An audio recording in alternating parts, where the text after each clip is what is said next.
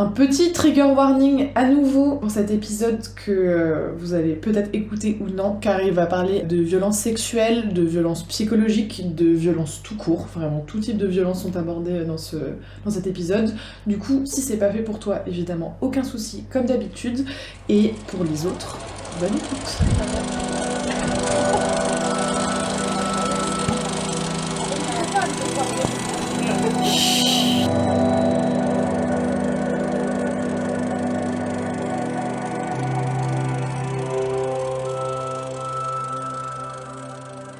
Hello, vous êtes avec Féministe Cherche Podcast Cinéma, c'est Cam qui vous parle. Je suis avec Lou. Coucou. Et Jude. Coucou. Et aujourd'hui, on tourne à Berlin. Oui. On a un peu changé de studio, donc vous l'entendrez certainement un petit peu dans l'épisode, mais le podcast fait son premier tournage hors de France et on n'est pas peu fiers de ça, non? Tout à fait, ça fait trop plaisir. Oui, on s'exporte. Aujourd'hui, on va vous parler de la première Palme d'Or féminine. Donc, le film s'appelle La leçon de piano et c'est réalisé par Jane Campion. Et je tends le bâton de la parole à Lou pour qu'elle vous en dise un peu plus. Et donc oui, là on a voulu faire un thème centré sur les premiers grands prix attribués à des femmes. Et donc ça va être pour nous l'occasion de parler des 4 grands prix, donc la Palme d'Or, le Lion d'Or, l'Ours d'Or et l'Oscar du meilleur film. Donc à savoir France, Italie, États-Unis et Allemagne. Ouais. Et donc on commence aujourd'hui avec, comme le disait Cam, la première Palme d'Or et donc une petite introduction sur le Festival de Cannes. Oh yeah. Donc le Festival de Cannes, bon c'est un festival de cinéma international qui se déroule chaque année à Cannes. Il a été créé en 1939 avec une première édition réelle en fait qui a été faite en 1946 après la Seconde Guerre mondiale. Donc je voulais vous parler d'un petit livre que j'ai lu qui s'appelle Tapis rouge et lutte des classes, une autre histoire du Festival de Cannes de Tanguy Peyron et qui nous explique en fait chose que moi je ne savais absolument pas, que la création du festival elle est due majoritairement à des élus du Front Populaire en 1939, donc les députés communistes de Cannes et de Nice et le ministre Jean Zay, avec l'idée en fait déjà de trouver un lieu pour faire venir les touristes en vacances avec les premiers congés payés. Le second point qui était important à cette époque-là, c'était de contrer la Mostra de Venise, qui en fait était un lieu de propagande très important des idées nazies et fascistes. Ah. Et donc l'idée c'était vraiment de créer un festival de résistance face à ce cinéma-là. Et en fait ce qui s'est passé c'est que cette première édition elle a été annulée et après la Seconde Guerre mondiale il y a toujours eu cette avec les mêmes acteurs et en ajoutant la CGT qui a pris une part importante aussi dans la création des infrastructures et notamment du palais des festivals, il y avait toujours cette dynamique de régénération culturelle et sociale antifasciste de la France et donc c'est un festival qui a été construit par des résistants et par la CGT qui est encore aujourd'hui au conseil d'administration du Festival de Cannes. Mais c'est fou. C'est fou hein. C'est fou. Ça donne une autre perspective. Cette gauche alors, hein. Vraiment. Évidemment, à la base, le festival, il était plutôt voulu comme un moment de liesse populaire, puisque à l'époque, le cinéma, c'était, et toujours aujourd'hui, mais à l'époque, il y avait vraiment une vision très populaire du cinéma, et surtout de la part des communistes. Et ce qui est assez intéressant, c'est qu'en 1946, donc le premier prix international du jury, qui était l'équivalent de la Palme d'Or, a récompensé un film qui s'appelle La Bataille du Rail de René Clément, et c'était vraiment un film, en tout cas une récompense qu'on pouvait percevoir comme la reconnaissance de la classe ouvrière et notamment de la SNCF dans la lutte contre le fascisme. Donc vraiment dès le début le festival était très marqué à gauche et ensuite les années ont passé, le festival a connu le succès qu'on lui connaît. Il s'est médiatisé, il est devenu aussi beaucoup plus bankable pour les marques, etc., qui ont pris une place de plus en plus importante. C'est devenu aussi un haut lieu pour les professionnels du cinéma avec l'ouverture du marché du film dans les années 50, les sélections parallèles aussi mais Acide, la quinzaine des réalisateurs qui se sont ouvertes en parallèle du coup de la sélection officielle. Et donc il y a eu tout ça qui est arrivé et qui a fait le festival aujourd'hui tel qu'on le connaît. Je voulais rebondir sur un autre point au-delà de l'histoire du Festival de Cannes qui me paraissait important, c'est que depuis 2000, littéralement, donc depuis 26 ans, c'est Thierry Frémaux qui est en charge de sélectionner les films en compétition au Festival de Cannes, donc Thierry Frémaux et son équipe. Et il y a quand même un axe où il a vraiment pas de volonté d'intégrer plus de réalisatrices. De modernité. De modernité. Je pense, on peut dire. Ouais, voilà. Et donc, vraiment, c'est quelqu'un à qui... Enfin, on a déjà évoqué la notion de quota, d'intégrer plus de femmes réalisatrices en sélection officielle. Ça lui passe un peu au-dessus. Pour vous donner quelques grands chiffres qui sont issus de l'étude 2025 du collectif 50-50 sur la parité au Festival de Cannes. Donc un collectif de réalisatrices et d'artistes du cinéma qui date de 2019, il me semble. Je sais pas. Ou 2018. Mais qui en tout cas avait comme objectif une parité à 50-50, d'où son nom, en 2020. Ouais. Voilà, objectif tout à fait rempli. Ouais, voilà. Donc oui, il y a plein de productrices, plein de professionnels aussi du cinéma dans ce collectif. Et donc, ce qui nous raconte le collectif 50-50, c'est qu'il y a 25% de réalisatrices sélectionnées en sélection officielle. Donc, la sélection officielle, ça comprend la compétition pour la Palme d'Or, ça comprend Un certain regard, ça comprend aussi des films qui sont en compétition pour rien du tout, comme Cannes Première, qui sont donc d'anciens films. Oui, des vieux films. Voilà, qui sont des films de patrimoine, on dit. Ouais, voilà, exactement, des films de patrimoine. Ou les séances de minuit, qui sont des films qui passent après les films en compétition, donc à minuit, comme leur nom l'indique, et qui, pareil, ne sont pas du tout en compétition au festival. Donc, 25% de réalisatrices sélectionnées entre 2020 et 2025 en sélection officielle. C'était 21% en 2024, 22% en 2025, donc ce qu'on voit, c'est qu'il n'y a pas d'amélioration, en gros. Oui. Ça stagne, et qu'en 2025, c'était 17% pour Un certain regard, ce qui est extrêmement choquant, puisque c'est les premiers films, en fait, des réalisatrices, et donc il y a un côté où on pourrait se dire, ah, bah, il n'y a peut-être pas de grands réalisatrices, bon, ce qu'on essaye de débunker dans le podcast depuis le début, mais c'est aussi quelque chose qu'on peut se dire assez souvent, que c'est plus compliqué de trouver des réalisatrices accomplies qui pourraient être en compétition pour la Palme d'Or, mais qu'un certain regard, où c'est des premiers films, là, il pourrait y avoir beaucoup plus de potentialité d'en mettre, et non, puisque 17%. Et en revanche, c'était 30% en compétition pour la Palme d'Or en 2025, dont un certain nombre de premiers films, pour le coup, dont on sait très bien qu'en fait, ils ne vont gagner aucun prix. Oui. Donc, tout ça est très énervant, en fait. C'est 3 Palmes d'Or, le Festival de Cannes, attribuées à des femmes, sur 103 personnes récompensées, sur une 70aine d'éditions, mais il y a eu quelques ex-aequo. Donc, c'est La leçon de piano, on l'a dit, égalité avec un homme, ce qu'il faut quand même rappeler, Shane Kaige pour Adieu ma concubine. J'adore ce film. Qui est par ailleurs un très bon film. Oui. Mais donc voilà, en 1993, le premier film qui est récompensé est à égalité avec un homme, parce que ce serait vraiment trop en fait de donner un prix que à une femme. Et donc le premier prix attribué à une femme seule, c'est 2021 et c'est Titane. Titane de Julia Ducournau. Donc voilà, il a fallu attendre 2021 pour qu'une femme soit récompensée toute seule. Et Anatomie d'une chute en 2023.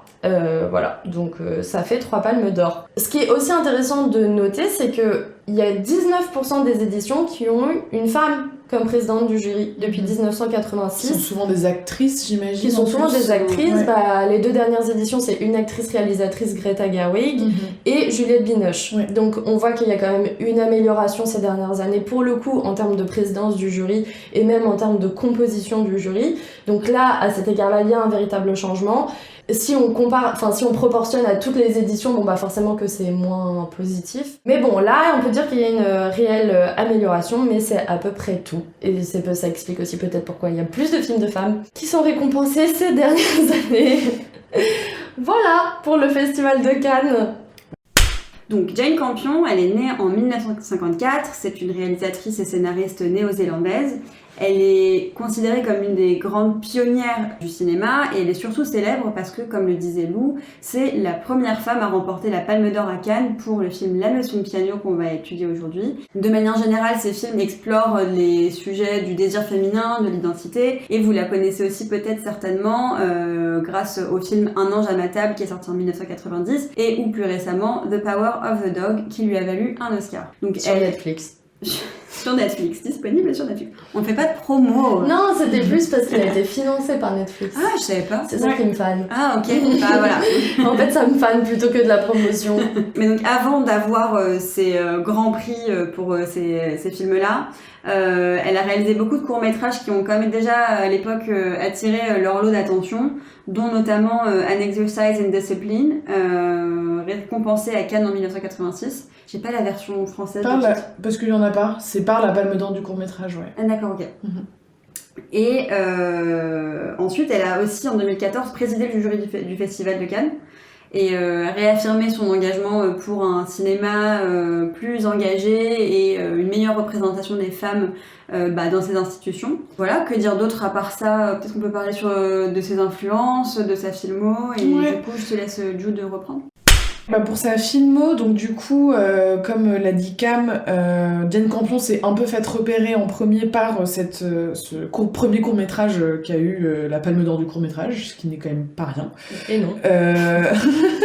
Et après, elle en a fait quelques autres. Je vais pas vous faire une liste exhaustive parce qu'elle a eu une filmographie assez fournie, donc je vous laisserai la consulter sur Wikipédia, tout simplement. Et ensuite, son premier long-métrage date de 1989 et s'appelle Sweetie. Après Un ange à ma table, comme l'a cité Cam, et ensuite on arrive à La leçon de piano, donc qui a reçu la Palme d'Or et qui est le film qu'on va étudier aujourd'hui. Et après, alors moi de ceux que j'ai vus, sinon il y a Bright Star, qui est une biographie de John Keats, qui est un poète anglais, voilà. C'est très joli. Okay. Amour impossible, un peu. Genre vraiment, non mais en fait le film c'est pas parce que pour préparer cet épisode, j'ai regardé la bande-annonce de Bright Star pour me le remettre un peu en tête, et vraiment j'ai un souvenir d'un film plutôt lent, qui explore justement l'art de John Keats et tout, donc toute sa poésie, etc. Sachant qu'il avait un peu une trajectoire maudite dans le sens où il est mort à 25 ans parce qu'ils sont dessous, pas de reconnaissance, et après c'était considéré comme un des plus grands poètes de tous les temps. C'est un écossais, non? Anglais, il me semble. Ok, anglais. Et vraiment, la bande-annonce, c'est avec une voix off américaine. Je sais pas si vous voyez, mais la voix off du mec qui parle très bas comme ça. Genre The Holiday. En mode The Holiday. Non. Genre, et oui, en mode une histoire d'amour impossible entre un poète sans le sou et une jeune couturière. J'avoue que je suis un peu à saturation moi, des films d'amour, donc ça me va que ce soit une biographie, je l'ai pas vu, je compte pas le regarder non plus. Mais j'ai un peu envie qu'on parle d'autre chose de manière générale dans le cinéma que des films d'action ou des films d'amour impossible. Est-ce que je suis la seule ou pas? Après... Est-ce que c'est parce qu'on sort du cycle comédie romantique? Ok. Après moi, ce biopic-là en particulier, je l'aime bien parce que ça fait partie des biopics où c'est qu'une tranche de vie de la personne. D'accord. Parce que j'aime pas les biopics qui font un truc total, parce que je trouve que c'est impossible en 2 heures de faire un truc pertinent sous ce format-là. Et là, c'est une tranche de vie. Donc, pourquoi pas, voilà. Si jamais, un petit film de... Voilà. Et après, sinon, en 2021, elle a fait The Power of the Dog, dont tu parlais avec Netflix. Moi, ça, je l'ai vu. Pareil, et c'est bien. Et premier film où c'est un personnage principal masculin. Oui, Benedict Cumberbatch, donc voilà. Ce qui est rare quand même dans la filmo d'une réalisatrice d'avoir fait que des meufs et ensuite un film où c'est un mec, tu vois. J'ai pas regardé assez de films, mais effectivement c'est bizarre. J'allais dire d'habitude c'est l'inverse, mais en fait non, c'est d'habitude c'est que c'est imposé par non, parce que c'est un livre à la base. Ah, je savais pas que c'était un livre. Putain, moi j'ai vraiment c'est adapté littéralement d'un livre. Voilà, et très bonne transition. Merci Lou, parce que les influences de la leçon de piano, donc elles sont un peu contestées dans le sens où il y a eu tout un bisbille autour d'un bouquin qui s'appelle The Story of a New Zealand River, donc qui a été écrit par Jane Menders et qui apparemment reprend pas mal l'histoire qui est développée dans la leçon de piano, sauf que il y a des grosses différences dans le film et Jane Campion n'a pas cité cette œuvre comme étant l'œuvre de base. Okay. Donc voilà, petit flou juridique. Petit flou juridique. La juriste est énervée.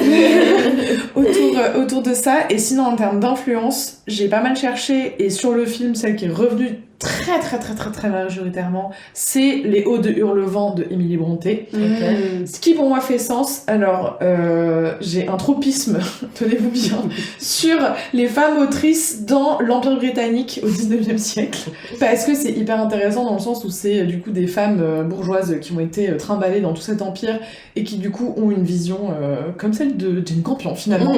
Sauf que elle c'est à la fin du 20e siècle, mais bon, on en reparlera. et où du coup Émilie Brontë, bon elle ça s'inscrit vraiment en Angleterre pour le coup, les Hauts de Haut-le-Vent, mais ça reprend la thématique de ce qui s'appelle le roman gothique, qui a certains leitmotifs qui sont repris dans ce film, à savoir beaucoup de tenues très sombres, empêchantes, un truc assez glauque globalement. Très austère en fait. Très austère. Un paysage hostile. Un paysage hostile. Ça, normalement, dans le roman gothique pur, c'est un manoir ou un château en ruine. Mais ça, y a pas ça mais ça peut être repris par la nature de la Nouvelle-Zélande. Des chevaux qui sont pas beaux, quoi. Oui, il y a c'est beaucoup vrai. de chevaux moches. Des chevaux moches. Il y a aussi, et ça c'est pour le coup repris, une jeune femme en détresse qui est poursuivie par un agresseur globalement. Du coup ça c'est tout à fait repris. La Belle et la Bête en fait. Franchement La Belle et la Bête, même si La Belle et la Bête n'est pas un roman gothique, mais ça reprend ça. Oui, mais un peu ce truc de cloisonné dans ce manoir austère, froid, humide, et elle qui est un peu la lueur de... la petite chose, quoi. Ou Barbe Bleue, qui d'ailleurs est repris dans le film. Enfin bref, il y a un peu toute cette thématique-là qui ressort, et on comprend pourquoi est-ce qu'elle a dit que c'était son influence principale. Sinon, de manière plus générale, elle cite beaucoup Frida Kahlo. Voilà, je vous laisse avec cette information. Il y a beaucoup, en fait, notamment dans ses génériques, elle fait beaucoup de mélanges avec de la peinture et avec beaucoup de bleu. Enfin, il y a un truc assez, voilà. Aussi, moi, en termes de liens, je voyais pas mal une attention à ce qu'on appelle entre guillemets les freaks, donc qui sont des personnages un peu en dehors des normes. Où là, en l'occurrence, la personnage principale de Leçon de piano, c'est une femme muette, fin du 19e siècle, avec une enfant, qu'on ne sait pas si c'est avec un mariage, hors mariage, c'est un peu flou. Et elle aime beaucoup d'ailleurs aussi Lynch, qu'elle cite énormément, et qui pour moi, c'est ce lien-là particulièrement, parce que tout le côté de rêverie, etc., qu'il y a chez Lynch n'est pas trop repris dans ses films. Après, sachant que la Leçon de piano est sortie avant Lost Highway, Mulholland Drive, ces films vraiment fucked up de Lynch, donc c'est à replacer dans son contexte historique. Et voilà, c'est un peu les influences qui sont ressorties de mes recherches. Donc, après avoir tout bien présenté, on va vous parler du film. Oui. Alors, pour vous le résumer rapidement, donc le film se passe dans la Nouvelle-Zélande coloniale du 19e siècle, et la protagoniste principale, c'est Ada, une femme muette et pianiste, qui est contrainte d'épouser Stuart, qu'elle n'a jamais rencontré avant, et qui est un colon. Qui vit en Nouvelle-Zélande. En arrivant pour rencontrer son tendre et cher, son piano qu'elle avait apporté avec elle d'Écosse se retrouve abandonné sur la plage, et son mari refuse de le prendre avec elle parce qu'il est trop encombrant. Oui. Là où l'histoire commence, c'est qu'en fait, le mari a vendu une partie de ses terres à leur voisin, qui est aussi un colon, mais qui est intégré de par la population locale, qui s'appelle George Baines. Ouais. Et que le voisin propose au mari d'Ada, donc Stuart, de lui donner ses terres en échange de leçons de piano données par Ada. C'est ça. C'est ça, exactement. Donc, sauf que ces leçons, entre guillemets, ne sont pas des vraies leçons, mais s'avèrent être un prétexte, puisqu'il va lui il va mettre en place un schéma de chantage sexuel, où à chaque fois qu'elle va se rendre chez lui pour lui donner des cours, en fait, il va lui demander, et ça monte crescendo en violence, de réaliser des faveurs toujours plus explicites et toujours plus, demandantes. Ouais, et avec un système qui est glauquissime, à savoir que chaque faveur correspond à une key, donc une note, et qu'en gros, au tout début, il négocie genre chaque touche de piano pour qu'elle récupère le piano, et Ada négocie chaque touche noire. Ouais. Et donc du coup, après, au fur et à mesure, comme disait Cam, que le chantage sexuel monte crescendo, en fait, là, elle négocie genre 5 touches noires, 10 touches noires, 15 touches noires, et qui pour moi, ça rythme un truc qui est quand même atroce, quoi. C'est horrible. Franchement, c'est glauquissime. Ouais. Ensuite, par la magie du Saint-Esprit, Ada devient consentante à un moment. Ouais. Je pense qu'on peut vraiment le décrire comme ça. Hein. Il y a un moment où ça monte crescendo et où du coup, il l'oblige à être allongé nu à côté de lui, et où là, ils couchent ensemble et ils sont vus par la fille de Ada d'ailleurs. À partir de ce moment-là, Baines se reprend une conscience. On sait pas d'où elle tombe, mais elle est là. Et où il lui dit en fait, moi j'ai envie que tu me désires vraiment, donc du coup récupère ton piano et. Ouais, je suis trop malheureux, je suis en train de faire de toi une pute. Oui, c'est ça, c'est ça. Il dit littéralement tu deviens une pute et moi je deviens malheureux. Ouais. Donc on arrête ce truc. Et c'est à Sauf que bah, c'est à son. Donc elle récupère le piano, mais elle le délaisse complètement, ce qui est aussi un signe très marquant de à quel point est-ce que ce piano, genre le symbole de ce piano est compliqué, quoi. Ouais. Elle y retourne et c'est là aussi où la petite la trahit entre grosses guillemets parce La que pour dénonce. Oui, mais pour moi étant sa fille, hein. Oui, mais pour moi, il se joue beaucoup plus de choses. Genre, il y a aussi le fait qu'elles sont complètement séparées par ce mec et que du coup, la petite fille, genre, elle sait plus quoi faire. Enfin, Je pense qu'elle le ressent, l'abandon de sa mère au profit de l'attention qu'elle lui donnait avant exclusivement. Oui, mais bien sûr. Et aussi, il y a tout le truc où elle a vu ça. Objectivement, elle dénonce sa mère. Elle dénonce sa mère. Elle dénonce sa mère. Elle dénonce sa mère auprès de son beau-père. Oui. Qui va donc, dans une scène de voyeurisme aigu, se rendre compte en fait que Ada le trompe avec ce monsieur Baines, et donc va s'en suivre un cycle de violence pour le coup qui va se décaler entre le mari et Ada. Il va lui interdire de voir Baines, ensuite il va l'enfermer chez elle, donc littéralement mettre des clous aux fenêtres, la laisser dans le noir et fermer la porte à clé. Elle ne va pas se laisser faire, elle va envoyer un mot à quelqu'un qui ne sait pas lire. Oui, ah mais ça, gros sujet du film. Un mot écrit sur une des touches du piano, donc voilà, elle sacrifie son piano. Pour quelqu'un qui ne sait pas lire. Oui. Donc où elle va écrire Georges, mon cœur est à toi. Signé Ada, machin. Enfin vraiment, j'étais en mode, tu peux être plus cramé que ça, s'il te plaît, ma belle.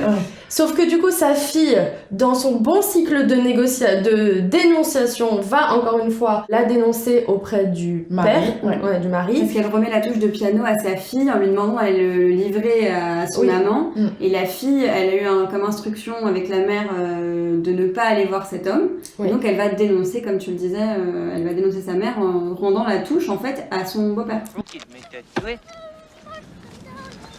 Cookie.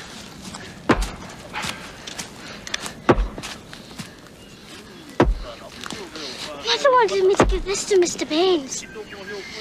I thought maybe it was not the proper thing to do. Shall I open it? No. Give it to me. Voilà, qui pète un plomb en gros et qui va lui couper un doigt. À la mère. Et oui, qui va couper un doigt à la mère, ce qui est un vrai enjeu du film puisque, comme on l'a expliqué, c'est une pianiste et par ailleurs elle parle en langue des signes. Donc en fait, c'est genre, on la coupe du langage en faisant ça. Et bref, patati patata. Et et finalement, après tout ce cycle de violence, Baines va, par le miracle du Saint-Esprit, vraiment, j'ai pas compris le cheminement qui a mené à ça, mais récupérer Ada et sa fille ainsi que le piano et partir sur une barque maori en vue de retourner en Écosse vivre. Ada va proposer, parce que le piano est extrêmement lourd, il faut imaginer un piano à queue sur une barque, elle va dire de jeter le piano par-dessus bord. Elle fait exprès de mettre son pied dans une des cordes et elle se trouve emportée par le fond avec le piano, donc on pense qu'elle va se suicider et finalement, cut, on la revoit plus tard, elle a décidé, non on la revoit même pas plus tard, c'est la scène et tout de suite. Elle enlève sa chaussure dans l'eau, vraiment au calme, enfin, aucune cohérence sur cette scène. À nouveau, opération du Saint-Esprit, elle enlève sa chaussure, finalement elle renage jusqu'à la surface. Elle est sauvée par les Maoris. Oui, elle renage et après il la soulève, il la sauve. Il la remet sur le bateau et là il y a toute sa voix off qui revient, qui était présente au début et qui revient et qui dit c'est une renaissance, finalement ma volonté a choisi la vie, Et donc la fin c'est elle et Baines qui sont de retour, on le présume, en Angleterre. Enfin, la petite fille d'Ada, et la petite fille d'Ada qui donc elle joue au milieu des fleurs, la petite fille. Et Ada a décidé de se réconcilier avec le langage et donc réapprend à parler avec son cher et tendre Baines. Voilà. Et on la voit avec une prothèse d'un doigt en fer ou en métal, là, en train de jouer du piano, et il se bécote à la fin. Vraiment, ça n'a aucun sens. Vous voyez comment on a aimé le film déjà ou pas là? Il faut peut-être préciser que le film dure 2 heures. Donc vraiment, ça va, c'est pas si long pour un film 2 heures. Moi je les ai sentis. Bon alors oui, globalement on est sur une de détestation. Moi j'ai vu ce film avant, que j'avais beaucoup aimé à mon premier visionnage. En fait, on est sur un The Holiday Effect, c'est-à-dire que Waouh. c'est des films qu'on apprécie de base et ensuite on les analyse et en fait on se rend compte de tous les carcans sociaux, misogynes et patriarcaux, et racistes qui sont mis en place et du coup ça fait qu'on n'aime plus les films. Mais après moi je l'avais jamais vu. oui, Moi aussi, Mais il y pareil. a eu cet effet où tout le monde m'a dit tu vas adorer, c'est un chef-d'œuvre. Et du coup, je suis partie avec des a priori très élevés, ce qui est difficile pour un film. Oui. Parce que déjà, si t'arrives avec des a priori comme ça, enfin voilà. Après, si la claque est d'autant plus grande. Du coup, voilà. Mais là, en l'occurrence, j'ai détesté ce film. Mais Je le dis honnêtement, j'ai vraiment pas du tout aimé ce film. Mais je pense que justement c'est intéressant de l'avoir pris dans la problématique de la première Palme d'Or parce que les gens se disent c'est la première Palme d'Or donnée à une réalisatrice. Donc du coup c'est forcément un film féministe, c'est forcément une avancée en termes de récit, en termes de female gaze, en termes de... Il y a vraiment des yeux écarquillés en face de moi qui font non de la tête. Et où, du coup je comprends que j'ai cet a priori là et que les gens t'aient dit ça en fait avant de voir le film. Parce qu'on te le vend comme ça en fait. Mais du coup les personnes qui te l'ont vendu comme ça, elles l'ont elles-mêmes vu. Mais oui, mais justement, jeune. Ouais. Et je pense qu'il y a vraiment, déjà, c'est ce que tu disais, il y a une différence entre l'analyse et le fait de le voir. Et par ailleurs, si tu l'as vu plus jeune, moi-même, je jette pas du tout la pierre à ces gens-là parce que je pense que j'aurais pas été consciente de tous les mécanismes à l'œuvre, tu vois. Et parce que t'as tout le côté, et où ça fait peut-être une super transition pour l'esthétique, mais tout le côté de beaucoup de nature, beaucoup de force comme ça, de paysages très beaux, de grands sentiments, Et puis une protagoniste féminine assez forte quand même. Hyper elle est très belle, mystérieuse. Elle est très forte. Il y a quand même, il y a quand même des bons points. Hein, moi, je l'aime pas du tout et je suis du même avis que toi. Non, mais en fait, c'est un film, en le revoyant, ça m'a beaucoup frustrée parce que j'ai l'impression qu'il y a deux films en un. Du coup, le film que j'ai donc sûrement le film que j'ai vu auparavant ou que je voulais voir et le film que j'ai analysé aujourd'hui et qui en fait me débecte quoi. Moi, je sais que c'est la première fois que je l'ai vu et j'ai pas du tout accroché et même en le regardant à travers un biais où quand on regarde les films, c'est vrai qu'on a vraiment ce regard analytique qui s'installe maintenant, qui fait qu'on regarde plus les films de la même manière quand on les étudie pour le podcast. Ça, c'est vrai. Mais même au-delà de ça, je pense que l'esthétique ne sauve pas le drame du scénario. Vraiment, je le tourne comme ça. Ah oui, ça, je suis d'accord. Mais après... c'est le moment de basculer sur l'esthétique. Et donc, on va basculer sur l'esthétique. Après, je sais que Lou a détesté l'esthétique aussi. Moi, j'aime beaucoup. C'est une esthétique gothique, quoi. C'est une esthétique gothique, c'est une esthétique tragique, c'est de la boue, c'est de la nature, c'est de l'océan, c'est des plans très larges, La musique, elle est prépondérante. L'enfer. Moi, j'adore la musique. L'enfer, cette musique. J'adore ça.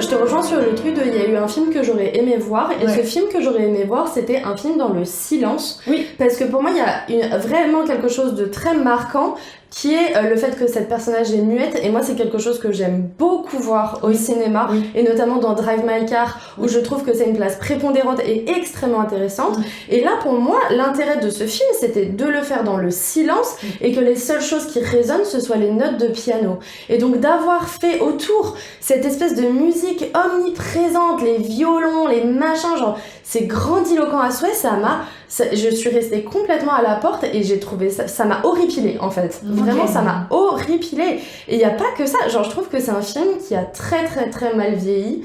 Genre les ralentis, les fondus, la pluie qui est tout le temps là. Oh, je trouve qu'il y a des films qui sont beaux, où c'est beaucoup plus marqué. Non mais d'accord. Moi je trouve que ça va. Moi j'ai vraiment pas aimé. Moi ça m'a pas du tout sorti du et film. En plus, en plus le film partait pas bien dans mon esprit parce que déjà je suis pas une grande fan des films en costume. Ou sinon il faut que ce soit vraiment réussi pour que ça me parle. Il y a des films en costume que j'adore mais il faut qu'il y ait un prisme, il faut qu'il y ait quelque chose. Là le côté le vieux film en costume avec la grosse musique et la pluie, non, enfin pour moi ça marche pas du tout. Oh non. Après, je suis désolée ouais, non mais après c'est vrai que ça va avec l'espèce de genre auquel elle a essayé de l'assimiler. Moi je trouve que du coup ça me choque. Auquel elle l'a assimilé. Moi pour le coup ça ce contrat il est rempli je trouve. Voilà, moi je trouve que sur le plan esthétique moi ça m'a pas dérangé. Après c'était juste effectivement sur 2 heures. Il n'y a pas d'innovation. La musique, moi, elle m'a pas dérangée, même si parfois je trouvais qu'elle était quand même utile pour servir le propos. Enfin, franchement, Et quel propos? le propos en lui-même n'est pas ok, mais tu vois, quand elle se réveille en plein milieu de la nuit et qu'elle est somnambule après avoir subi la tentative des deux tentatives de viol et tout, genre, tu vois, mais ça c'est quand elle est au piano. oui, Mais donc pour moi ça il y a de l'intérêt quand elle est au piano, Exactement. c'est trop bien. Mais après sur le reste, moi c'est plus ce qui m'a dérangé, c'est vraiment cette pièce de théâtre dans le film que j'ai pas compris. Ah, mais ça, Le si, conte de non, Barbe Bleue, bah si c'est genre littéral à souhait Oui. quand même le conte de Barbe Bleue. Oui, mais du coup, enfin, juste, il y a la scène où la pièce de théâtre est jouée et du coup il y a un intérêt, mais tous les discours où les femmes sont en train de préparer les costumes, les machins et tout, je trouve que même en termes d'esthétique c'est moche, ça n'apporte rien et juste, enfin, c'est pas très réaliste. Donc du coup il y a un peu ce truc où ça ne sert à mon sens pas à grand chose. Mais après j'ai beaucoup aimé les plans nature, j'ai beaucoup aimé le plan de quand il lui coupe les doigts. On adore les Non, mutilations. j'ai pas regardé. Non, j'ai fermé les yeux et j'ai skip. Mais j'ai bien aimé le moment après où Quand on elle est dans la la boue, voit et elle qu'elle s'écroule. Et qu'elle s'écroule dans la boue. Je trouve que la Magnifique. scène a été sublime. J'ai Magnifique. beaucoup Alors aimé. c'est la scène que j'ai la plus détestée du film, je pense. Moi, je la magnifique. trouve très belle. Le ralenti. Ah, mais parce que meuf, mais parce que pour moi, c'est la fin de le sa vie. traumatisme, Mais en oui, fait. mais en fait, on n'est pas. En fait, on peut montrer les choses avec un peu de pudeur. Et pour moi, les choses gagnent vraiment quand elles sont montrées de manière pudique. Oui, et moi, je c'est trouve pas que le cas dans ce film. Ah, si. Bah, Moi, je si, trouve que parce que c'est justement, non, Mais non, non, non, justement, non, elle non, peut non. pas utiliser la parole, elle peut pas crier. Moi, vraiment, j'avais qu'une seule peur, c'est le cri où je me dis, elle va retrouver la parole, elle va se mettre à crier et ça va être horrible parce que déjà visuellement, c'est lourd. En termes d'anxiété, j'étais au max parce que l'ambiance du truc est très anxiogène. Lui, il pète les plombs, il y a la gamine qui regarde et en fait, elle ne peut pas crier. Et t'as juste cette figure de femme forte qui est abattue, traînée dans la boue. Elle est dépossédée de son corps à ce Oui, moment-là. non, mais bien elle sûr. est violée tout le long du film, autant psychologiquement que physiquement. Et là, on la dépossède du dernier truc qui la rattache à son humanité, c'est sa parole. Ah oui, non, mais ça, je suis d'accord Non, mais avec toi c'est pour ça que le propos est horrible. Oui, oui, mais du par coup, contre, elle a- esthétiquement, ça m'a pas parti. Ah non, moi, je trouve. elle Ouais. s'effondre et là, c'est limite, c'est d'une violence. Pour le coup, c'est un des seuls passages qui m'a mis une vraie claque. Et où surtout, moi, je trouve que le ralenti n'est pas trop appuyé. En fait, moi, je trouve que il est discret justement et que il y a un truc où ça résonne tellement avec ce qui se passe dans sa tête parce que bon, on ne sait pas ce qui. Elle est sonnée. Oui, elle est sonnée exactement. Oui, oui. On ne sait pas ce qui arrive dans la tête de cette femme. Enfin, d'ailleurs, c'est une des critiques très grandes du film, c'est qu'on ne comprend pas la trajectoire de ce personnage parce que ça n'est pas logique ses choix. Oui. Enfin, en tout cas, genre c'est pas cohérent parce que logique, bon voilà. Mais là, sur cette scène, moi, je trouve que esthétiquement, il y a un truc où c'est pas trop appuyé. Genre, il y a quelque chose qui est, la forme résonne avec la gravité du fond, je Je trouve. suis d'accord pour le coup. Mais non, moi, sinon, sur les esthétiques, ce que j'ai beaucoup aimé, c'est que c'est un récit qui est très rythmé par la nature, justement. Enfin, c'est par chapitre. En gros, je trouve qu'il y a 3 gros chapitres. T'as un incipit, donc quand elle arrive en Nouvelle-Zélande sur le bateau, etc., qu'elle quitte l'Écosse, où en fait, il y a une scène de drone de la forêt, comme ça, au-dessus des arbres. Enfin, d'hélicoptère, probablement. Sur un hélicoptère, oui, bah c'est l'époque. Et ensuite, moment où elle commence à tomber amoureuse de Baines, bon, why not, où c'est... But why? But why? Où c'est... Traumatisme, quoi. Ah ouais, vraiment, où c'est ce même plan, mais sous la cime des arbres à ce moment-là, et ensuite il y a le moment de la découverte du mari, et où là on est vraiment dans la forêt, dans les lianes, ce qui fait d'ailleurs écho aussi à une scène de tentative de viol du mari, où elle est traînée dans la forêt. Scène aussi que moi j'ai trouvé très très forte et très belle, je sais pas si c'est le mot, mais en tout cas très puissante, Elle est porteuse. puissante, je suis d'accord avec Où toi, elle ouais. s'accroche, en fait il y a des espèces de lianes un peu auxquelles elle s'accroche à tout prix, où lui il essaye de la tirer, elle le retient, enfin t'as vraiment quand même un combat. En fait c'est pour ça que je dis qu'il y a vraiment 2 films en un, c'est qu'il y a des scènes prises séparément. En fait je voudrais remonter ce film, globalement c'est mon envie. Il y a un récit qui est tellement puissant avec cette femme qui est devenue du coup mutique à 6 ans par son choix, on sait pas pourquoi. sait pas pourquoi. Bah, on sait rien d'elle, mis à part le fait qu'elle a eu une histoire d'amour quand elle parle un peu à sa fille pour lui expliquer certaines choses. Mais en fait, elle est, pour moi, ce mutisme, on pense qu'il y a un traumatisme énorme derrière. Bah, 6 ans. Ouais, c'est ça. il y a un Moi, je suis en mode traumatisme l'inceste. derrière. Enfin, pour moi, je vois de l'inceste Bien là-dedans, sûr, tu vois. Oui, probablement. En tout cas, il y a De une l'inceste question. ou une violence sexuelle. J'ai essayé de chercher sur internet, Non, aucune analyse ne le prend par ce prisme-là. Ah bon? Tout le monde est en mode, bah oui, elle a décidé d'arrêter de parler à 6 ans. Parce que déjà, il y a évidemment le truc de elle sait qu'elle sera jamais entendue. Ouais. Bon, après, du coup, si c'est que ça, c'est vraiment très précoce. Oui. Et du coup, pour moi, il n'y a pas que ça forcément derrière, Oui, il y a c'est peut-être sûr. autre chose. Donc, s'il y a autre chose, effectivement, il y a de la violence intrafamiliale, En fait, c'est ça. anonymat. Moi, c'est Oui. pour ça que je suis en mode, il y a 2 films en un. C'est parce que moi, il y a donc ce récit du père biologique, donc de sa petite fille Flora, qui est raconté par Flora, mais dans un mensonge, parce qu'il y a un moment Oui, un conte. où elle en parle comme un conte, où c'est un moment où ses 2 parents chantaient dans la forêt et son père se fait foudroyer, meurt sur le coup, et Ada du coup décide de ne plus parler à ce moment-là, donc ce qui est en contradiction avec le récit d'Ada qui dit au début en voix off « j'ai arrêté de parler à 6 ans ». Dont on peut considérer que c'est la vérité, puisqu'en fait, elle n'a pas des cordes vocales développées. Oui, Donc exactement. en fait, elle n'arrive pas à parler. Ouais. Donc en fait, c'est pas possible qu'elle ait arrêté de parler en étant adulte. Complètement. Et où il y a du coup cette espèce de récit aussi, elle est envoyée en Nouvelle-Zélande. On ne sait pas, enfin, en fait, Si, moi justement, j'ai une théorie là-dessus. Ouais, mais Et bah pour moi, elle a fait un enfant hors mariage. oui, Donc on ne sait pas effectivement si c'est le père, le père d'Ada, qu'on ne voit jamais dans le récit. moi Ou si c'est quelqu'un qu'elle a aimé. vraiment, Ce qui est possible aussi, puisque c'est quand même une femme qui est assez libre de ses désirs et qui ne s'en laisse pas compter et qui, malgré les violences, se dirige vers ce SEUX qu'elle aime. Mais en tout cas, il y a cette histoire pour moi d'enfant vraiment hors mariage qui fait que comme elle est immariable, on décide de la marier un peu à la lie à la lie sociale anglaise, qui sont donc les colons qui sont à Perpète-les-Ouailles. Envoyés à l'autre bout du Oui, monde, voilà, exactement. sachant aussi que la toute première scène du film, du coup c'est Ada adulte qui a les mains devant les yeux, donc ses doigts qui prennent aussi un rôle principal dès le début, et qui regarde une scène d'une petite fille qui se fait tirer sur un cheval par un vieil homme, et ce cheval n'avance pas. Et après, cut, on arrive en Nouvelle-Zélande. Et du coup, moi, cette scène, en fait, c'est pour ça que je suis complètement perdue dans ce film, c'est que pour moi, cette scène, je suis en mode, qu'est-ce que c'est ? Est-ce que c'est elle, enfant, avec une figure qui la martyrise, qui l'empêche genre d'avancer dans sa vie et qui la cloie dans son mutisme comme ça parce qu'elle l'a agressée ?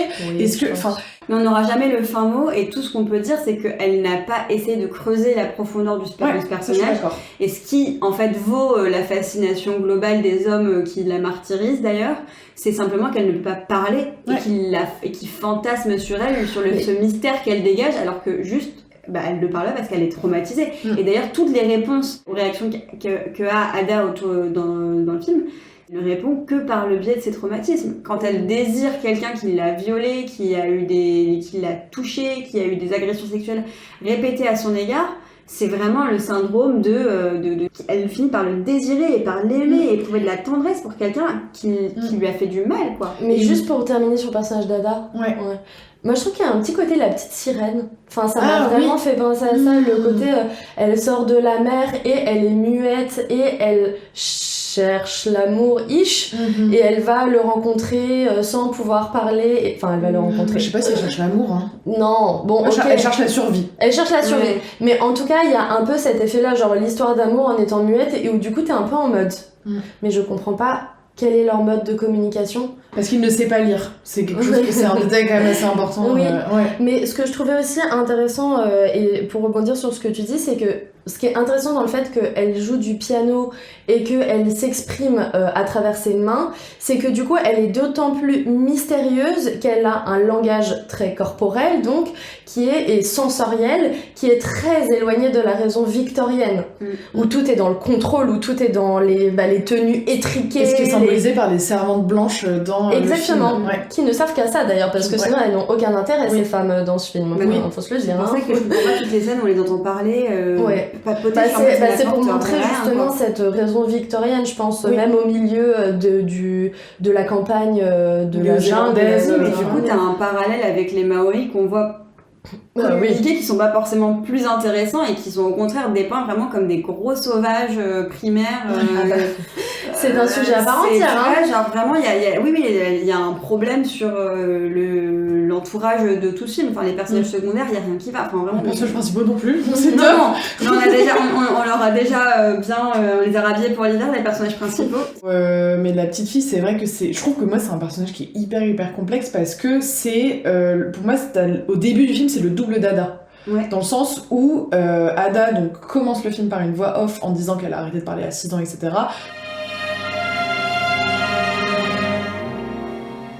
The voice you hear is not my speaking voice, but my mind's voice. I have not spoken since I was 6 years old. No one knows why. Not even me. Cut, petite fille de 6 ans. Et du coup, on est en mode est-ce Ada ? Et en fait, non, c'est sa propre fille, Flora, qui est la voix d'Ada quand elles arrivent sur cette plage de Nouvelle-Zélande où elles connaissent personne, elles sont entourées d'hommes inconnus, vraiment. Et c'est elle qui dialogue en fait avec les personnes en disant la voix de sa mère, en traduisant ces signes qu'elle lui dit en langage des signes. Enfin, je trouve que c'est pour le coup la trajectoire intéressante de ce film, c'est comment ce film est une séparation de ces deux femmes, de cette femme et cette petite fille, par l'intervention des hommes en fait. Oui. Et le côté aussi du double, donc ça un peu hyper malsain, où elles sont habillées pareil. Il y a énormément de plans où on les voit de face, où elles ont en gros des espèces de Charlotte victoriennes qui ont la même couleur, donc qui sont blanches toutes les deux, et où justement il y a un moment dans le film, au moment où Ada commence à développer des sentiments pour Baines, où elles n'ont plus la même couleur de Charlotte. Flora, donc la petite fille, commence à ne plus traduire ce que dit sa mère aussi. Elle commence à inventer des histoires, et en fait au fur et à mesure il y a des récits inventés qui s'intègrent en fait dans la vie de cette petite fille qui ne dit plus ce que dit sa mère et donc du coup qui coupe une possibilité de communication en fait d'Ada avec le monde, même si bien sûr que oui, elle n'a pas apporté ce rôle aussi quand même. Moi c'est pour ça en fait que j'ai un peu de compassion avec cette enfant parce que elle a un poids. Elle vit pour sa mère, enfin moi je vois vraiment ça. Mais ce que tu dis sur la séparation des hommes, c'est assez juste parce qu'au début du film, quand elles sont toutes les deux, elle lui dit mais ce sera jamais mon père, je l'appellerai jamais papa, etc. Et en fait... Mais bon, moi je trouve que c'est tout le problème du film, c'est que les choses arrivent de manière un peu abrupte, sans qu'on comprenne vraiment pourquoi ni comment. Mais en fait, juste à un moment, alors qu'on n'a pas vu de signes de tendresse ou de complicité de la part de son beau-père Stewart, elle se met à l'appeler papa et elle devient plus proche de lui que de sa mère.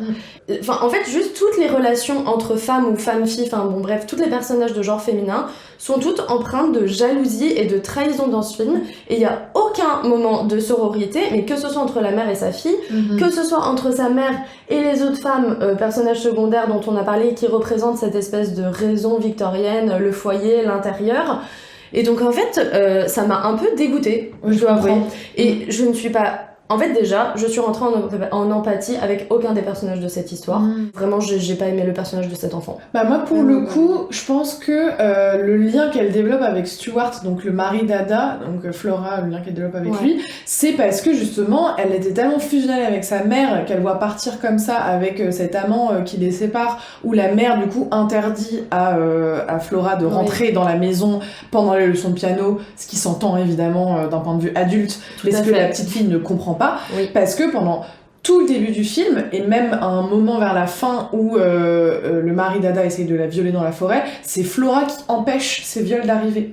Dans le sens où, au début, c'est elle qui interrompt les leçons de piano. Enfin, la toute première fois où Baines essaye, je sais plus si c'est essaye d'embrasser le cou, ou enfin, première fois qu'il y a vraiment, il l'agresse physiquement, il y a Flora qui toque à la porte, ou qui rentre, enfin, il y a quelque chose qui se passe qui fait que ça s'arrête, et où la première fois qu'elle dorme sur place, il y a le mari, enfin, donc dans leur nouvelle maison, bah déjà elle est délaissée de sa mère alors qu'elles étaient fusionnées comme pas possible, et où sa mère lui donnait une espèce de statut de tu es ma voix, tu es ma conscience, tu es moi. C'était les piliers l'une de l'autre. Exactement. Et où du coup donc Flora se retrouve seule à jouer dans la boue globalement, et où il y a cette espèce de figure. Pourquoi n'est-elle pas à l'école déjà? Parce que c'est un enjeu. Très bonne question. Et du coup il y a cette espèce de figure du père qui arrive, qui lui dit non, ça c'est un truc de morale victorienne, comme tu disais, Lou, qui arrive et qui est en mode non, ça c'est pas bien, non, ça c'est pas bien, non, ça c'est pas bien. Et du coup ma mère genre fait quelque chose de mauvais, et où elle c'est ça, comme tu Mais oui, mais disais, comment- se faire attraper par une morale. Mais oui, mais du coup, comment lui devient sa figure d'autorité Parce et qu'elle de est toute moralité? seule. Parce qu'elle est Mais délaissée. elle est toute seule pendant, très peu de parties de sa vie. Oui, mais elle a Oui, été mais en une- fait, Enfin, ouais. en fait, je pense que c'est plus que ça fait partie des points d'interrogation et des sujets qui sont non résolus dans le film.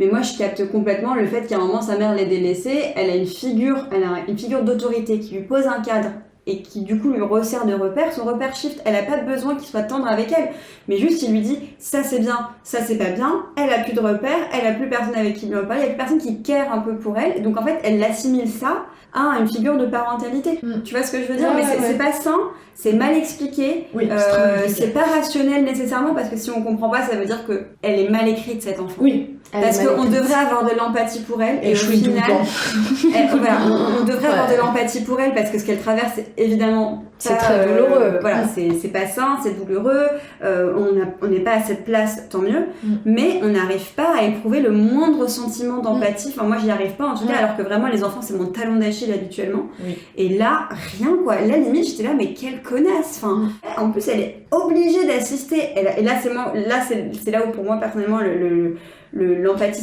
s'est arrêtée. C'est qu'elle regarde sa mère se faire couper les doigts en conséquence de son acte de dénonciation. Et à ce moment-là, personne ne s'est dit, on écrit un enfant en hystérie, en pleurs. Les pleurs arrivent après, quand elles sont rentrées dans la maison. Donc là, il y a un traumatisme énorme, il n'y a Ah pas oui. de réaction adéquate, parce qu'en fait, c'est vrai qu'on peut pas imaginer une réaction adéquate à ce qui vient de se passer, mais ce qu'on peut imaginer, c'est que l'enfant est en détresse. Ah bah, Et elle-même même- aussi, elle est hystérique. Elle doit porter le doigt à Oui, George Baines. après qu'elle pleure chez George Baines, mais sur Après, le coup... elle est peut-être choquée. Oui, mais sur le coup, moi j'aurais imaginé une Non, enfant si, qui se débat auprès du père pour essayer de l'empêcher de Ah réaliser oui, son non, truc. elle pleure Il y a de son pas- côté. Non, non, Elle pleure de son côté quand elle est doit un peu délivrer. choquée, ouais. Oui, si tu disais que tu décrivais Jude qu'elle était rempart, Oui. là soudain elle bascule, elle devient bourreau, Oui. et ensuite quand elle se rend compte que en Des fait c'est trop conséquences. tard, c'est là où elle est réhumanisée, mais dans l'œil du spectateur, en tout cas de mon côté, j'arrive plus à engager de la compassion avec elle. Et même sur la fin de sa trajectoire, ça reste complètement absurde puisque donc cet enfant est quand même super traumatisé. Ouais. Non mais c'est vrai,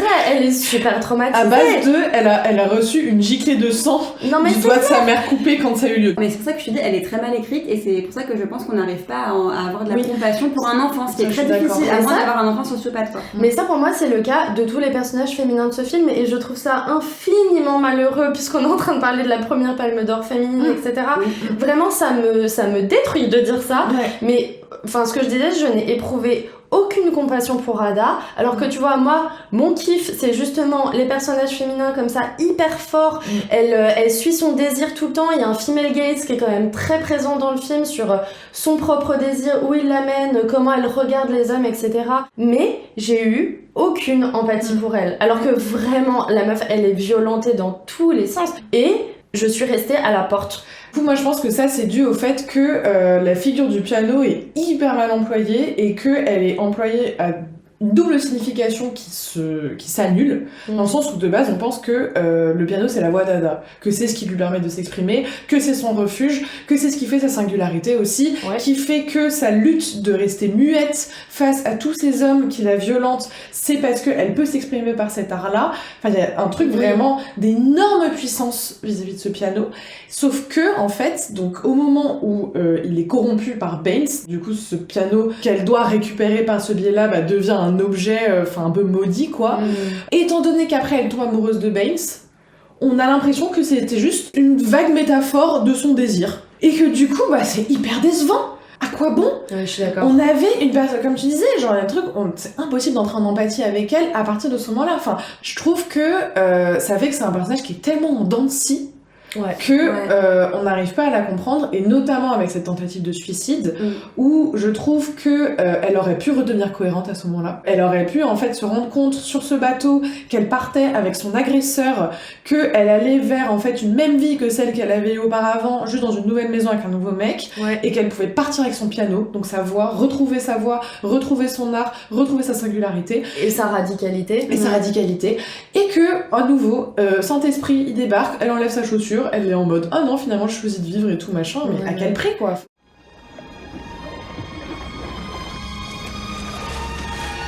What a death.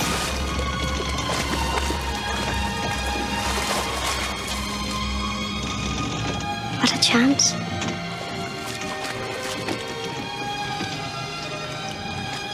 What a surprise.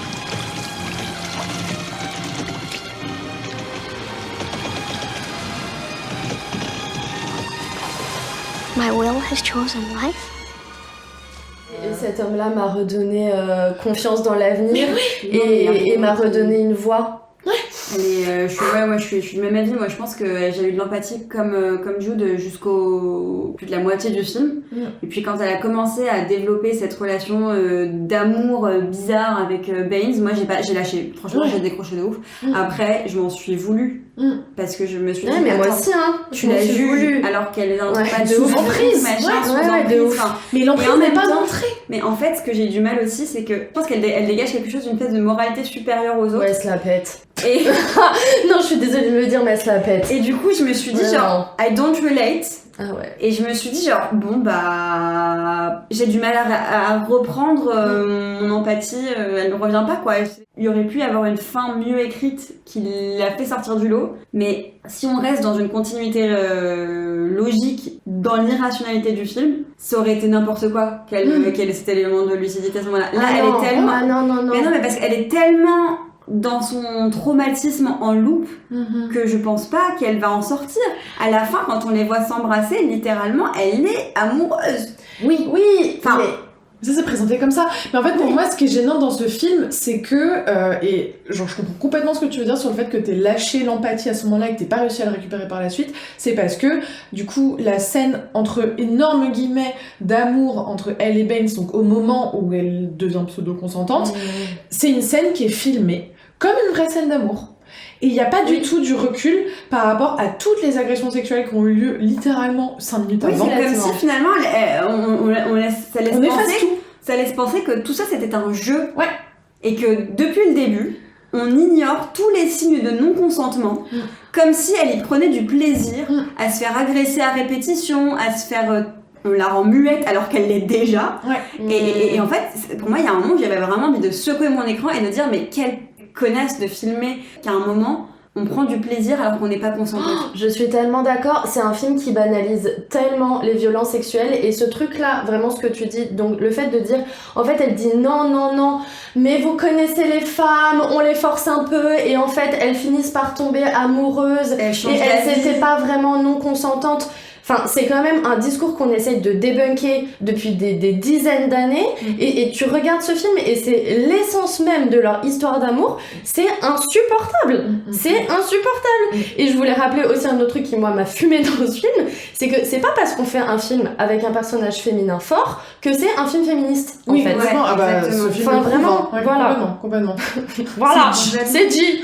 Pareil, il y a une tentative de viol conjugal. Cette scène de rage où son mari explose quand il découvre que Ada a voulu recontacter son amant par le biais de la touche de piano qu'elle sacrifie avec le petit message d'amour qu'elle a gravé dedans, bien que le mec en face ne sait pas lire. Bref, anyways. On n'est plus à une incohérence très dans ce film. Mais bon, calmons-nous.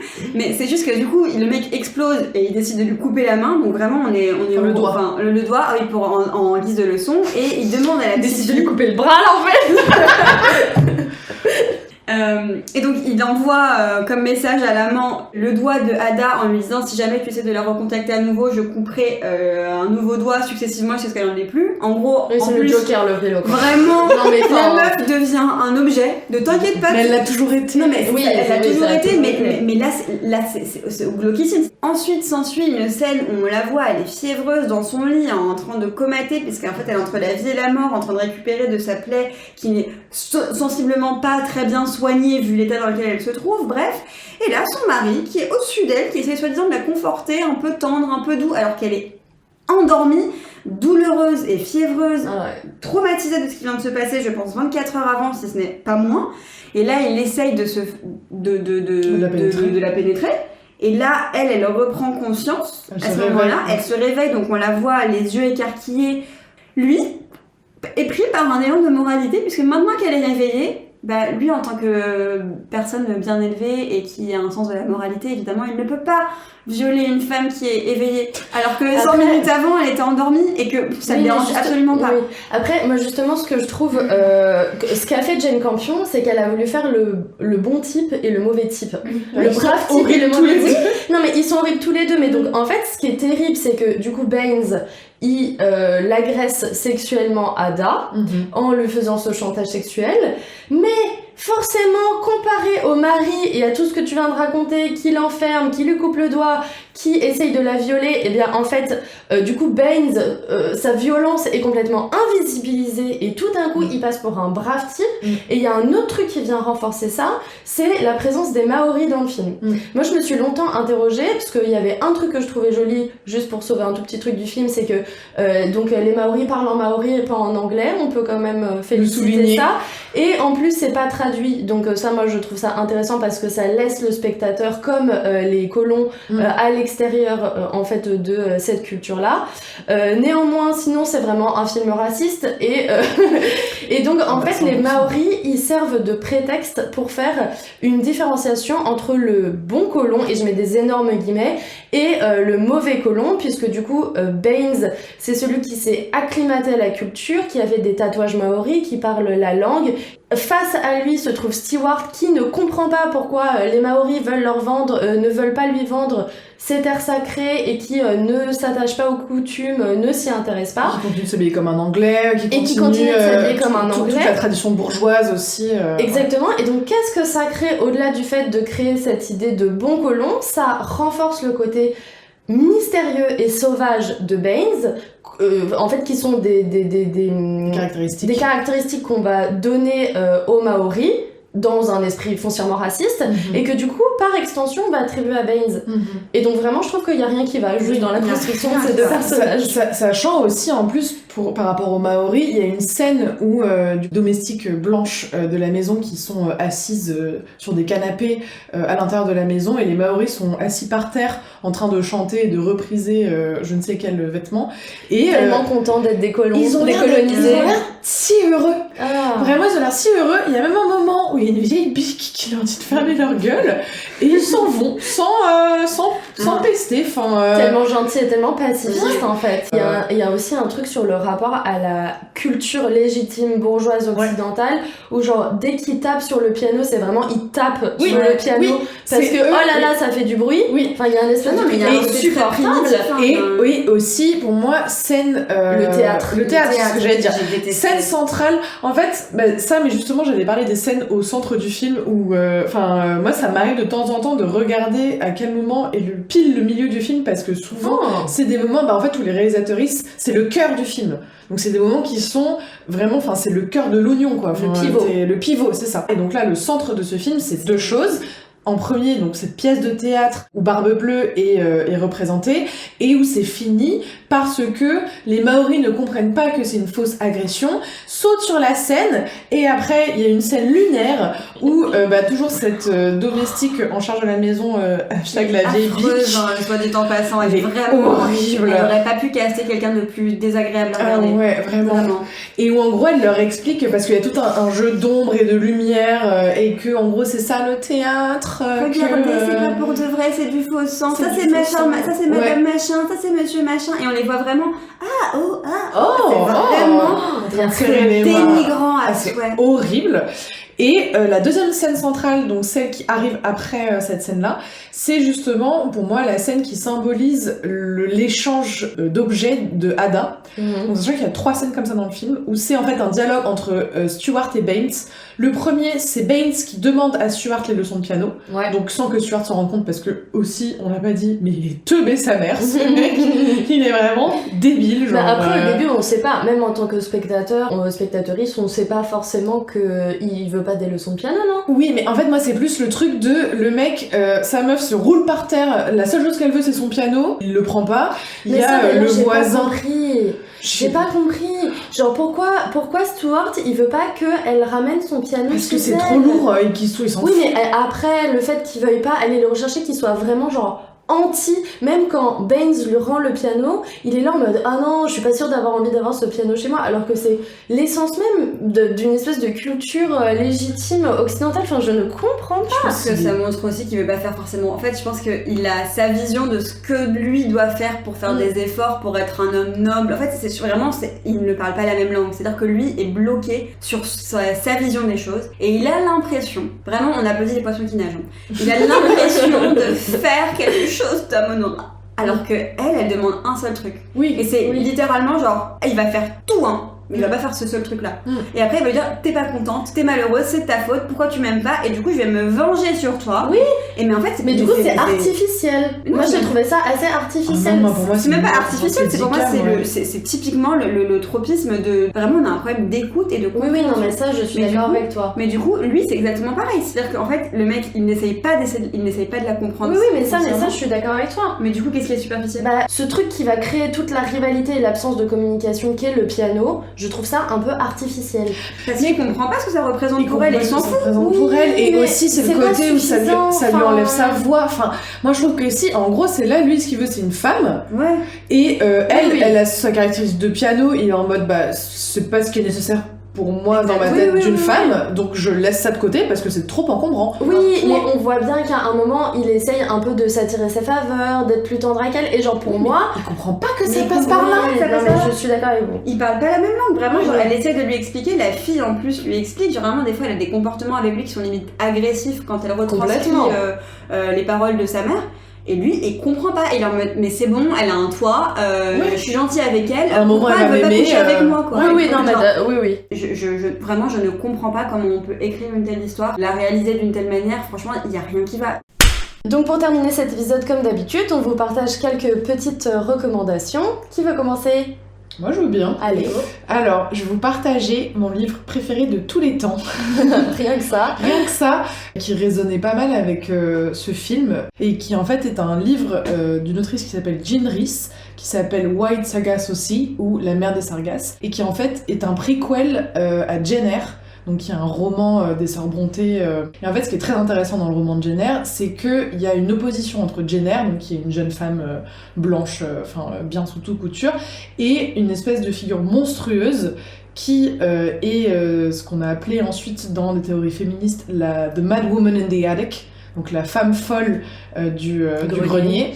Et en fait, dans Jane Eyre, il est révélé à la fin du roman que l'homme de qui Jane Eyre est tombée amoureuse et avec qui elle veut se marier est en réalité déjà marié auparavant, et que c'était une femme qu'il a considérée comme folle et qu'il a du coup enfermée dans son grenier. Cette femme qui est juste décrite comme monstrueuse dans ce roman, Jean Rhys lui redonne une parole dans La mer des Sargasses. Donc c'est une espèce de prequel postcolonial féministe de Jane Eyre, où en fait on suit donc Antoinetta, qui est une créole dont la mère s'est remariée à un colon blanc, qui du coup décrit toute son enfance avec beaucoup de violence dedans. Au bout d'un moment, la narration shift, ça n'est plus sa voix, c'est celle donc de Rochester, cet homme dont on a parlé dans Jane Eyre, qui arrive dans les Caraïbes et avec qui elle doit se marier, et qui en fait la fétichise complètement, voit qu'elle est folle et du coup l'enferme dans ce fameux grenier où il la ramène en Angleterre. Mais donc elle est folle. Et elle n'est pas folle, elle est juste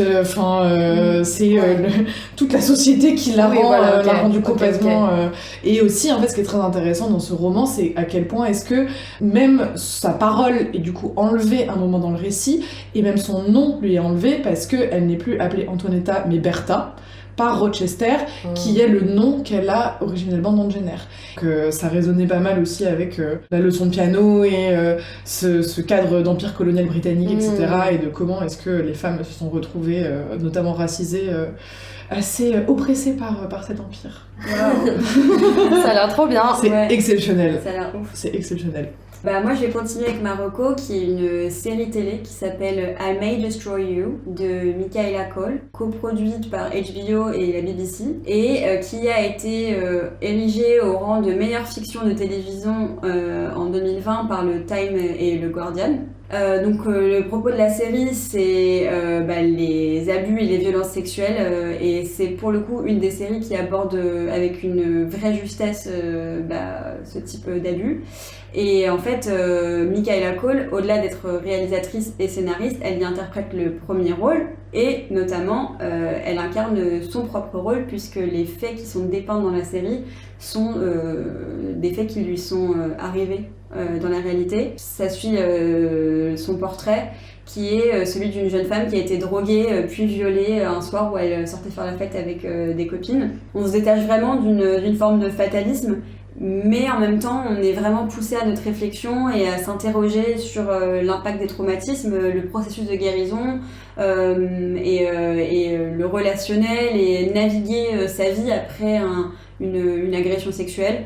Et je trouve que vraiment c'est une des séries qui est le plus importante à regarder, qui est facile à ingérer malgré la difficulté du propos, et surtout qui est hyper d'utilité publique pour comprendre en fait le traumatisme et comment ces personnes-là vivent.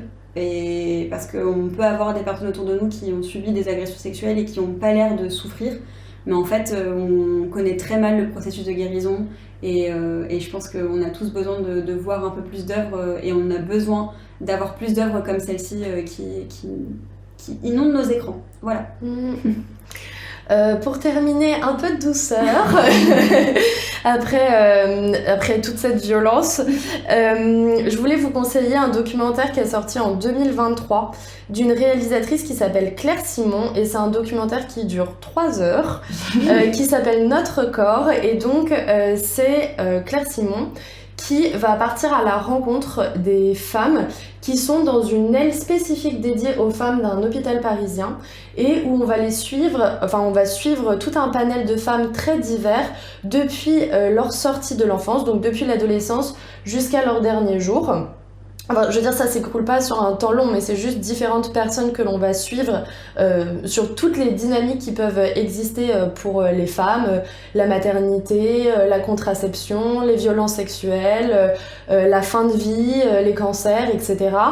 Et c'est d'une douceur absolue, ça redonne la parole aux femmes et ça leur permet de vraiment expliquer les violences, ça leur permet d'expliquer la domination, ça permet aussi d'expliquer la beauté et qu'est-ce que c'est finalement de vivre et de grandir dans un corps de femme, et c'est trop beau, et voilà, foncez quoi. Bon on était ravis de vous avoir avec nous pour ce premier épisode dédié au Grand Prix attribué à des femmes, et on vous retrouvera pour l'épisode consacré au premier Ours d'or attribué à la Berlinale, qui est donc Les années de plomb de Margaret von Trotta. Oui. Des bisous. Bisous.